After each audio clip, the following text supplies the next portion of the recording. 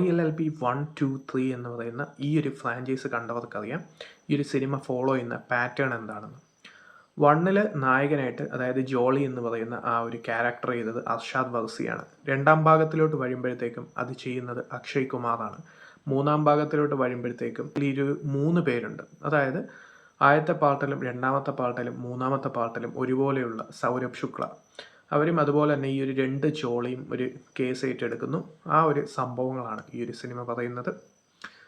ആദ്യത്തെ 2 ഭാഗത്തിൽ നടന്ന ആ ഒരു കേസിൻ്റെ ഇമ്പാക്റ്റ് ഇവിടെ കുറവാണ് എന്നുള്ളതാണ് ഈ ഒരു സിനിമ നേരിടുന്ന പ്രധാന പ്രശ്നം.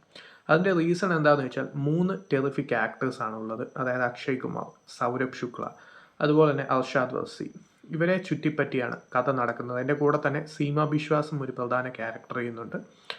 സോ ഈ ഒരു 3 പേരും നല്ല ടെറിഫിക് ആക്ടേഴ്സ് ആയതുകൊണ്ട് തന്നെ, നല്ലപോലെ കോമഡി സ്ക്രീനിൽ ഇരിക്കുന്ന ആക്ടേഴ്സ് ആയതുകൊണ്ട് തന്നെ ഇവയുടെ കോമഡി ട്രാക്കിൽ സിനിമ സമയം ഒത്തിരി സ്പെൻഡ് ചെയ്യുന്നുണ്ട് എന്നുള്ളതാണ് ഈ ഒരു സിനിമയുടെ ഒരു പ്രധാന നെഗറ്റീവ്. പക്ഷേ കോമഡി സീക്വൻസസ് ഒക്കെ ഹിലാരിയസ് ആയിട്ടുള്ള സീക്വൻസസും വർക്കൗട്ട് ആയിട്ടുണ്ട്. പക്ഷേ ഇതൊക്കെ ഈ ഒരു സീരിയസ് കേസ് നടക്കുന്നതിൻ്റെ ഇടയിലും വരുന്നുണ്ട് എന്നുള്ളതാണ് ഈ ഒരു സിനിമയുടെ പ്രോബ്ലം.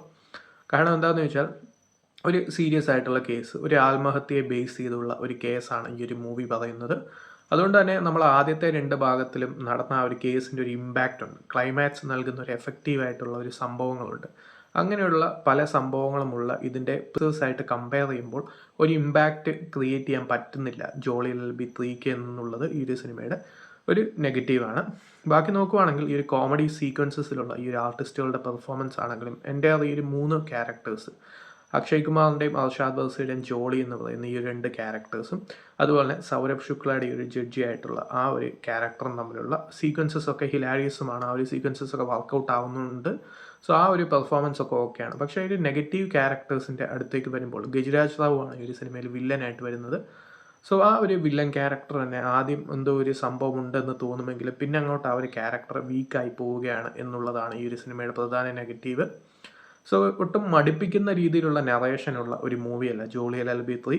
ഈ ഒരു ആദ്യത്തെ 2 ഭാഗത്തെ അപേക്ഷിച്ച് ആ ഒരു ഇമ്പാക്റ്റ് നൽകാൻ, ആ ഒരു കേസിന് ഇമ്പാക്റ്റ് നൽകാനും ആ കേസിൻ്റെ ആ ഒരു സീരിയസ്നെസ്സും ഇമോഷണലി ഹൂക്ക് ചെയ്യുന്ന സംഭവങ്ങളൊന്നും ആദ്യത്തെ 2 ഭാഗത്തെ കമ്പയർ ചെയ്ത് വരുന്നില്ല എന്നുള്ളതാണ് ഈ ഒരു സിനിമയുടെ നെഗറ്റീവ്. പിന്നെ നമുക്കറിയാം ഈ ഒരു കോർട്ട് റൂം എങ്ങനെയായിരിക്കും എന്നുള്ളത്. അതാണ് ആ ഒരു ജഡ്ജിയുടെ ക്യാരക്ടർ തന്നെ അങ്ങനെയാണ് ഈ ഒരു ഫ്രാഞ്ചൈസിൽ വന്നിരിക്കുന്നത്. ആ ഒരു ഹിലാരിയസ് ആയിട്ടുള്ള ചില കോമഡിയും സംഭവങ്ങളൊക്കെ ഉള്ള ഒരു ജഡ്ജിയാണ്. അതിൻ്റെ കൂടെ തന്നെ അദ്ദേഹത്തിൻ്റെ വേറൊരു ആംഗിളും കാണിക്കുന്നുണ്ട്. പക്ഷേ ഇവിടെ വരുമ്പോഴത്തേക്കും ആ ഒരു ഹിലാരിയസ് ആയിട്ടുള്ള ആംഗിളാണ് കൂടുതലും യൂസ് ചെയ്തിരിക്കുന്നത് എന്നുള്ളത് ആണ് ഈ ഒരു സിനിമയുടെ പ്രശ്നം. അതുപോലെ തന്നെ സിനിമാറ്റിക് ലിബർട്ടിയുടെ ആ ഒരു കോർട്ട് റൂം ആണെങ്കിലും സംഭവങ്ങളാണെങ്കിലും ഒരിക്കലും നമ്മൾ ആ ഒരു ഒറിജിനാലിറ്റി അല്ലെങ്കിൽ റിയാലിറ്റിയോട് അടുക്കുമ്പോൾ അങ്ങനെ ഒരു കോടതിയിൽ അങ്ങനെ ഒരു സംഭവം നടക്കാനേ ചാൻസ് ഇല്ലെന്ന് എല്ലാവർക്കും അറിയാം. പക്ഷേ ഇത് സിനിമയാണ്. ആ ഒരു സിനിമ ഈ ഒരു സിനിമയിൽ അങ്ങനെയാണ്. പക്ഷേ ഇതൊരു സിനിമയാണ്. ഒരു സിനിമയുടെ ആ ഒരു ബേസിലനുസരിച്ച് ആ ഒരു ക്യാരക്ടർ അങ്ങനെയാണ് ട്രീറ്റ് ചെയ്തിരിക്കുന്നത്. പക്ഷേ കുറച്ച് കൂടുതൽ കോമഡി ഇത്തവണ ആയിപ്പോയത് കൊണ്ട് തന്നെ ഈ ഒരു സിനിമയിൽ ആ ഒരു സീരിയസ്നെസ്, ആ ഒരു കേസിൻ്റെ സീരിയസ്നെസ് കറക്റ്റായിട്ട് നമുക്ക് ആ ഒരു ഇമ്പാക്റ്റ് കിട്ടുന്നില്ല.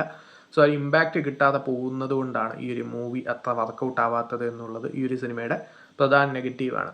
സോ ബാക്കിയുള്ള ക്യാരക്ടേഴ്സൊന്നും ആ ഒരു ഓർത്തിരിക്കുന്ന രീതിയിലുള്ള പെർഫോമൻസ് ഇല്ല. സീമ ബിശ്വാസ്, അക്ഷയ് കുമാർ, അർഷാദ് വർസി, സൗരഭ് ശുക്ല ഇവരൊക്കെ തന്നെയാണ് മെയിൻ സംഭവം. ഖുറേഷിക്കും കാര്യമായിട്ടൊന്നും ചെയ്യാനില്ല. അതുപോലെ തന്നെ ഈ ഒരു അർഷാദ് വർസിയുടെ വൈഫിൻ്റെ ക്യാരക്ടറിനും കാര്യമായിട്ടൊന്നും ചെയ്യാനില്ല. സോ ഇവർ 2 പേരും തമ്മിലുള്ള പ്രശ്നങ്ങൾ, അതായത് ആദ്യത്തെ ഭാഗത്തിൽ ഈ ഒരു അക്ഷയ് കുമാറിൻ്റെ ക്യാരക്ടറും അർഷാദ് വർസിയുടെ ക്യാരക്ടറും തമ്മിലുള്ള പ്രശ്നങ്ങളും പിന്നെ അങ്ങോട്ട് ഈ ഒരു കേസ് വരുന്നതും ആ ഒരു കോമഡി ട്രാക്സും സംഭവങ്ങളൊക്കെ ആയി അത്യാവശ്യം വലിയ മടുപ്പില്ലാതെ പോകുന്ന ഒരു മൂവിയാണ് ജോളി LLB 3. സോ താല്പര്യമുള്ളത് കണ്ടു നോക്കാം. ഇതിൻ്റെ ആദ്യത്തെ 2 ഭാഗം കണ്ട് ഇഷ്ടപ്പെട്ട ആളുകൾക്ക് ഇതൊരു ചെറിയ ഡിസപ്പോയിൻമെൻറ്റ് തരും. അതല്ലാതെ നോക്കുകയാണെങ്കിൽ ചുമ്മാ ടൈം പാസിന് കണ്ടു തീർക്കാൻ പറ്റുന്ന ഒരു മൂവിയാണ്. നേരത്തെ പറഞ്ഞാൽ ഈ ഒരു സിനിമാറ്റിക് ലിബർട്ടിയുടെ ഇഷ്യൂവും ഈ ഒരു കോമഡി സീക്വൻസസും ഒക്കെ ഇടയ്ക്ക് ചെറിയ കല്ലുകടിയായി വരുന്നുണ്ട് എന്നുള്ളത് ഈ ഒരു സിനിമയുടെ പ്രധാന പ്രശ്നമാണ്.